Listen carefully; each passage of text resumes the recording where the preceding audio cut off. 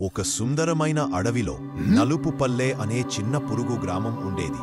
అక్కడ నివసించేది తెల్లనెత్తిన తెలివైన ఎర్ర పురుగు. అదే అడవిలో చీకటి కోన అనే మరొటి పల్లె ఉండేది.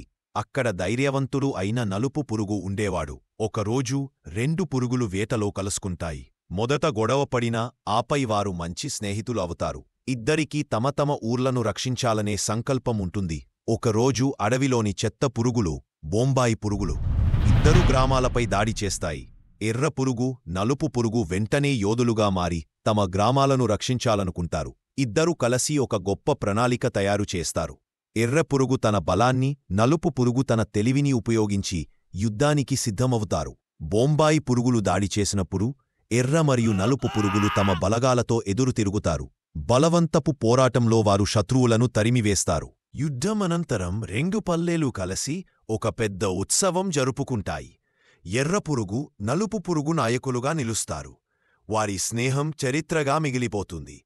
అంతా ముగిసిన తరువాత కథ చెప్పే పురుగు మెల్లగా చెప్తుంది, రంగుల ఒక్కటే అయితే విజయం మనదే.